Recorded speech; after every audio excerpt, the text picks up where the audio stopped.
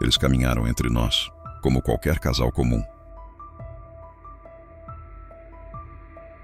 Mas estavam longe de ser apenas isso. Ed e Lorraine Warren. Dois nomes que se tornaram sinônimo de terror, mistério e o inexplicável. Por trás dos sorrisos que estampavam nas fotos de jornais, se escondia uma vida dedicada ao combate do mal, um mal que muitos se recusavam a acreditar, mas que eles juravam ser real. O mal que se esgueira nas sombras, o mal que invade lares, o mal que destrói almas. Quem eram de fato Ed e Lorraine Warren? Heróis, charlatões ou algo ainda mais perturbador? Para entender, é preciso voltar ao começo, antes da fama, antes das manchetes, antes do medo que se espalhou pelo mundo. Edward Warren Miney nasceu em 1926, na cidade de Bridgeport, Connecticut. Desde pequeno, Ed dizia que sua casa era assombrada. Ele ouvia passos, sussurros, via luzes que se acendiam sozinhas. E mais do que isso, ele afirmava enxergar os mortos. Aos 5 anos, Ed acordava no meio da noite para encontrar estranhas figuras pairando ao lado da sua cama. Espíritos, dizia ele. Aparições, alguns benevolentes, outros nem tanto. Lorraine Rita Moran nasceu em 1927, também em Connecticut. Diferente de Ed, Lorraine vinha de uma família religiosa, tradicional, mas havia algo nela, algo que a fazia diferente. Desde os 9 anos, ela dizia ter uma sensibilidade fora do comum. Um dom. Lorraine afirmava ver a aura das pessoas, sentir suas dores, ler seus segredos mais sombrios, apenas ao olhar em seus olhos. Quando Ed e Lorraine se encontraram, ainda adolescentes, algo os uniu de forma imediata, algo além do amor, um propósito, um chamado, como se o destino os tivesse escolhido. Ed serviu na Marinha durante a Segunda Guerra Mundial. Quando voltou, casou-se com Lorraine. Juntos, decidiram seguir um caminho em comum. Caminho que os colocaria diante do mal, em sua forma mais pura. Tornaram-se investigadores do paranormal. Demonologistas, caçadores de fantasmas, mas para eles, não eram fantasmas que assombravam as casas. Era algo muito pior. Nos primeiros anos, o casal começou com pequenas visitas, casas de conhecidos, relatos de barulhos estranhos, portas que batiam sozinhas, objetos que se moviam. A princípio, pareciam eventos isolados, coisas que poderiam ter uma explicação lógica, mas algo sempre os levava além. Sempre havia um detalhe, um frio que atravessava a espinha, um olhar vazio de quem vivia na casa, um cheiro de podridão que surgia do nada. Certa noite, foram chamados para visitar uma casa nos arredores de Hartford. A família relatava ouvir vozes vindas do porão. O pai, um homem cético, dizia estar preocupado com a sanidade da esposa. Mas quando Ed e Lorraine entraram na casa, ambos sentiram imediatamente o peso no ar. Aquele tipo de peso que parece sugar toda a energia do lugar. O tipo de peso que antecede algo terrível. Desceram ao porão. O ar estava denso, abafado. como se algo os observasse. Lorraine parou no meio da escada, fechou os olhos e sussurrou. Ele está aqui, um homem, segundo ela, não um homem comum. Um espírito, preso, cheio de ódio.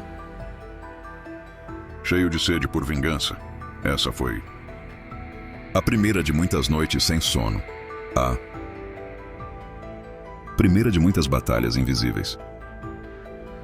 Com o passar dos anos, Ed e Lorraine passaram a ser chamados para casos mais intensos. Casos em que padres se recusavam a entrar. Casas onde famílias inteiras eram destruídas pela loucura. Um desses casos marcou para sempre o casal. Uma pequena casa em West Pittston, Pensilvânia. O ano 1971, a família Smurl, o que começou com barulhos, rapidamente escalou para agressões invisíveis, arranhões, golpes, um cheiro insuportável, como de carne em decomposição. Lorraine, ao cruzar a porta da casa, desmaiou, disse, depois que sentiu um mal tão denso que a própria alma se dobrou diante dele. Ed começou a desenhar o que via. Formas sombrias, criaturas de olhos negros. Figuras retorcidas que rondavam os cômodos, esperando um momento de fraqueza.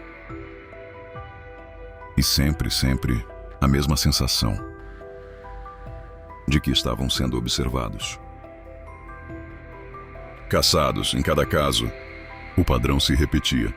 A casa sempre parecia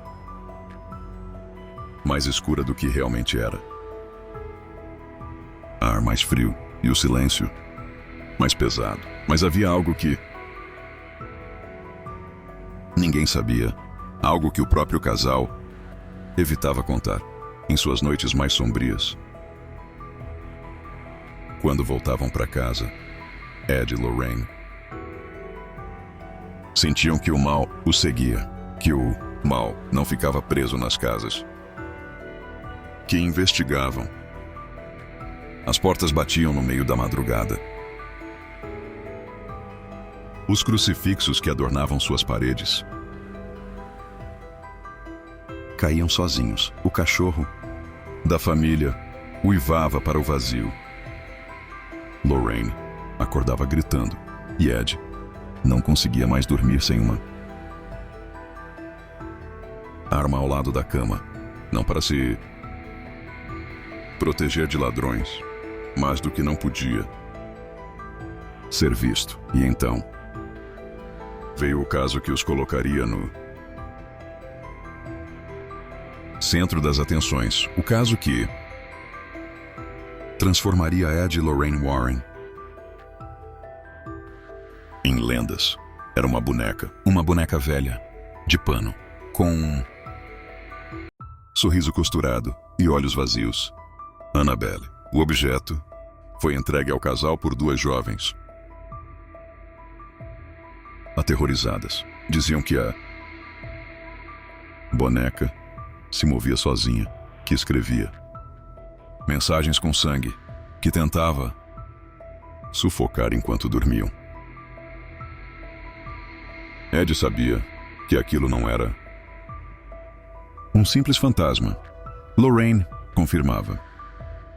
O mal estava dentro da boneca, um espírito demoníaco, disfarçado, um espírito que buscava um hospedeiro. Um corpo, uma alma. Eles trancaram Annabelle em uma caixa de vidro, selaram com orações, mas nunca deixaram de temer que ela conseguisse escapar, porque, segundo eles, o mal dentro dela nunca dorme. A cada caso, A escuridão parecia crescer ao redor do casal. As ameaças se intensificavam. As noites se tornavam mais longas e os inimigos mais astutos. Eles não enfrentavam apenas espíritos, mas algo muito mais antigo, algo que se alimentava do medo, algo que os observava de volta. Ed e Lorraine começaram a ser perseguidos. Não apenas pelos demônios, mas também pela dúvida, pelos céticos, pelos que diziam que tudo não passava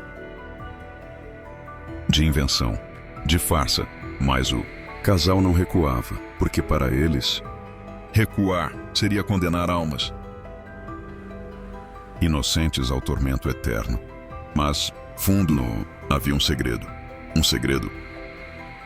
que nunca contaram publicamente, algo que só eles sabiam, algo que os consumia noite após noite. Naquela noite, enquanto investigavam um dos casos mais sombrios de suas vidas, Ed ouviu um sussurro que parecia vir de todos os lados. Um sussurro que chamava seu nome. Lorraine sentiu a presença antes mesmo de entrar na casa.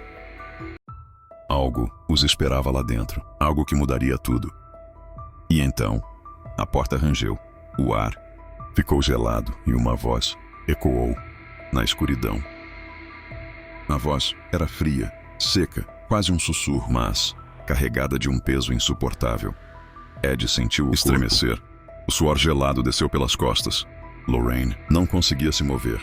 Era como se algo os prendesse ali, como se o ar ao redor se tornasse concreto. O que viria a seguir marcaria suas vidas para sempre. A casa em questão era antiga, erguida no século XIX. Havia sido palco de tragédias, morte, suicídios, histórias sussurradas, de pactos sombrios feitos nos porões. A família que lá vivia estava à beira da loucura. Objetos voavam pelas janelas, vozes ecoavam no meio da noite. As crianças acordavam cobertas de arranhões. E em um dos quartos, o cheiro de enxofre era insuportável, como se o próprio inferno respirasse ali dentro. Naquela noite, Ed e Lorraine decidiram agir. Armaram crucifixos em cada cômodo, sal espalhado pelas portas, orações murmuradas, quase imploradas. Mas o mal parecia zombar de cada tentativa. Os quadros caíam das paredes. As velas se apagavam sozinhas. E os sussurros ficavam mais próximos. Lorraine caiu de joelhos. Sentia o peso de centenas de almas, gritando, chorando, implorando por libertação. Ed empunhou sua fé como uma espada. Gritava orações, enquanto o chão tremia sob seus pés. Naquela noite, algo partiu, mas não sem deixar marcas. As paredes da casa foram riscadas com símbolos estranhos, os espelhos estilhaçados, e a família partiu antes do amanhecer, deixando para trás um lar vazio e assombrado para sempre. Esse foi apenas mais um capítulo. O casal começava a perceber que o mal com o qual lidavam estava se tornando mais ousado, como se, quanto mais tentassem conter, mais forte ele se tornava. Vieram outros casos, o da Casa Perron, por exemplo, uma fazenda isolada em Rhode Island. A família Perron buscava paz e encontrou o terror. Lorraine, ao pisar naquela casa, sentiu a presença de uma entidade feminina, uma mulher marcada pela dor, pelo ódio, pela sede de vingança. Bathsheba, um nome que ecoaria nas noites do casal por muito tempo. A fazenda se transformou em campo de batalha. Os objetos voavam com violência. As meninas da família eram puxadas pelos cabelos. A mãe acordava com hematomas.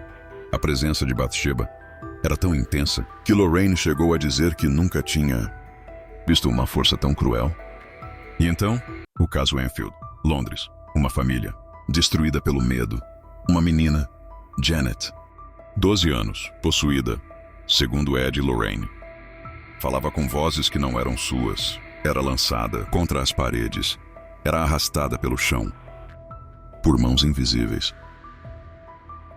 Os céticos diziam que era farsa, que Janet fingia, que buscava atenção. Mas quem esteve na casa, quem sentiu o frio, o silêncio cortante, o peso, no ar, jamais esqueceu. E quanto mais os casos se multiplicavam, mais Ed e Lorraine se tornavam alvo. Os jornais os rotulavam de caçadores de publicidade, charlatões. Os céticos riam de suas histórias. Diziam que era teatro, que eram atores em um grande espetáculo macabro. Mas o casal seguia em frente, porque para eles o mal era real e estava por toda parte. No Museu do Oculto dos Warrens, em Connecticut, objetos recolhidos de cada caso eram guardados. Bonecas, espelhos, caixas, amuletos, cada um selado.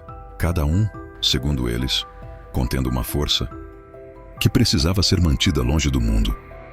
Ed dizia que o museu era o lugar mais perigoso da Terra, que entrar lá era como caminhar dentro do próprio inferno. Lorraine, sempre mais silenciosa, apenas confirmava com o olhar, porque ela sabia o que aqueles objetos guardavam, sabia o preço que pagavam por mantê-los ali. Os casos continuavam, e com eles, o desgaste. Lorraine ficava cada vez mais sensível. Passava noites em claro, ouvia vozes, mesmo em casa. Ed sofria pesadelos tão vívidos que acordava gritando, e muitas vezes com marcas no corpo, arranhões, hematomas, como se, durante a noite, travasse batalhas invisíveis. E então surgiu Amityville, a casa que se tornaria o maior símbolo do terror moderno. A casa onde um homem, Ronald DeFeo Jr., assassinou a própria família a tiros. A casa onde, segundo os Warrens, o mal permanecia, onde forças antigas se alimentavam da tragédia. Quando Ed e Lorraine pisaram naquela casa, algo mudou. O próprio Ed declarou que nunca tinha sentido tamanha opressão. O peso era insuportável, o ar denso, o silêncio ensurdecedor. Lorraine caiu de joelhos. No momento em que cruzou a porta, chorava, tremia, dizia que havia presenciado o próprio mal. Amityville transformou os Warrens em lendas, mas também atraiu ainda mais críticas. A casa foi acusada de ser palco de uma grande farsa. Os moradores, posteriores, diziam não ter visto nada. Os jornais chamaram o caso de encenação. Mas Ed e Lorraine sabiam o que tinham presenciado. Sabiam que o mal não se deixava expor tão facilmente. Sabiam que o mal se escondia, se adaptava, esperava o momento certo para atacar. E então, veio o preço final. Ed sofreu um infarto. Estava em casa, após um dos casos mais sombrios que investigaram. Disse antes de cair que sentia que algo o observava, que o mal estava ali. Lorraine, ao seu lado, sentiu o mundo desmoronar. Mas mesmo depois disso, mesmo após o corpo já fragilizado, Ed não parou, porque ele sabia que parar seria abrir as portas para o inferno. Lorraine seguiu ao lado dele, até o último suspiro, até o fim. Mas o que muitos não sabem é que antes de partir, Ed confidenciou algo a um padre próximo. Algo que nunca veio a público. Algo que talvez explicasse os segredos que os Warrens guardavam. Um segredo que poderia mudar tudo o que sabemos sobre eles. O padre nunca revelou. Disse apenas que algumas verdades não devem ser ditas em voz alta. Algumas verdades são perigosas demais. Hoje, Ed se foi. Lorraine também. Mas o museu permanece. As histórias continuam. E o mal nunca desapareceu. Ainda há quem diga que os objetos do museu às vezes se movem sozinhos, que o olhar das bonecas muda de direção, que, durante a noite, sussurros ecoam pelos corredores, que Ed e Lorraine, mesmo do outro lado, seguem lutando, porque o mal nunca dorme, nunca descansa e nunca esquece. Você pode até não acreditar, pode até rir das histórias, mas da próxima vez que ouvir um sussurro no escuro ou sentir aquele calafrio inexplicável, lembre-se, ele sempre dizia que o mal está mais perto do que imaginamos.